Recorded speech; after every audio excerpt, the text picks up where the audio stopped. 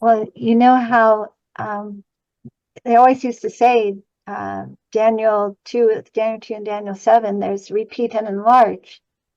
And so, we used to think it was just, these particular chapters, but when we start realizing, well, that's dealing with prophecy. And so then for a while I thought, well, it's just within prophecy. And then it was like, oh, but the whole Bible is prophecy. It's like everything's repeating and enlarging. So always in the books of the Bible, the very first verses are like explain the whole book. Right.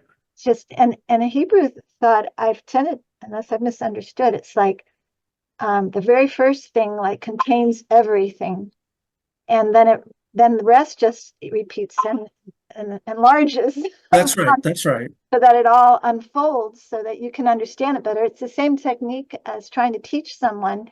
You may give the idea, and in that idea is really the whole thing, but then you just give them a little bit more, and you kind of go, well, let me just tell it to you again, and you just give them more details and Yeah, yeah. information, and then you say, well, let me give it again. And it seems to me like God is always extremely optimistic, by the way. I don't know if you've noticed how that is. It's really impressed me. It's like he's so optimistic about everything. But then when it's repeated and enlarged, then you start realizing all the pain he's gone through during this whole thing. And that's hidden there. But then when it comes down to the end, it's like he still views it all as being like a starry night, at Christmas. And it was dark, but it was beautiful with these stars and all this. Amen. So God just paints beautiful pictures of everything and very optimistic, but always Amen. repeating and enlarging so that we can try to understand is the whole point, I think. Yeah, in most languages, the word for teaching literally is the word to repeat. Oh, wow. Yeah, many languages, the word to teach is to repeat. And by the way, to capitalize, that's why Genesis 1 talks about seeds, right? That God always talks about seeds, the seed of this and the seed of that. And he made everything, and in it is the seed. And so in Genesis, you see the seed, and then you see, as you read throughout scripture, you see the seed matures, and then it becomes this great big tree. But the whole tree is in the little seed. Yeah. And so, yeah, so all throughout the Bible, when you're studying something, and by the way, this is very good note for studying Revelation, when you're trying to study out a symbol, what you want to do, one of the most important things you do is you go to the first place that it's mentioned in Scripture, because that's the seed. And usually in the seed, you'll find the whole principle, and it's not formed, it's not fleshed out yet, but you'll see in the seed, the first reference, you'll see the seed, and then you can see the principles, and then you begin to realize that the Bible is expanding on that principle. And by the time you get to Revelation or Daniel, looking at the prophecy, then it begins to make sense. This is how, by the way, in my book, some of you have read the book, when I'm explaining Daniel 7, it dawned on me that God brought Daniel back to creation to show him the prophecy of the end. And that's why Daniel 7 is based on the creation narrative of Genesis chapter 1.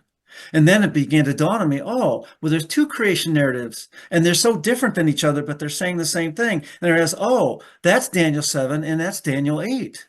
That God brought Daniel to the creation narrative of Genesis 1 when he's explaining Daniel 7, and then he brought him to the second creation narrative of Genesis 2 when he was explaining Daniel chapter 8. Because one is linear and it's thinking, and the other is based on principles or concepts. It's not linear in time.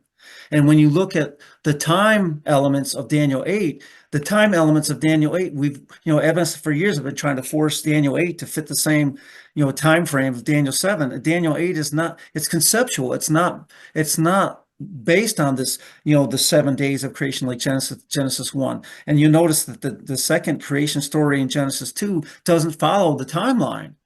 It actually starts with Adam and Eve.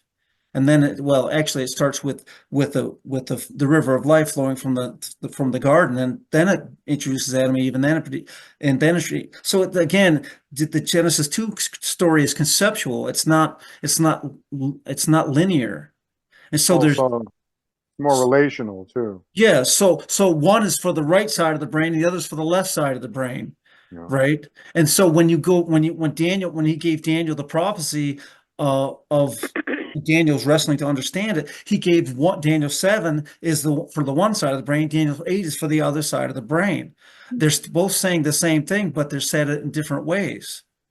And this is where, this whole idea of the seed in Genesis really began to click with me, that I began to see. And it's actually true when the wise man in Ecclesiastes says that God desires the things that are past.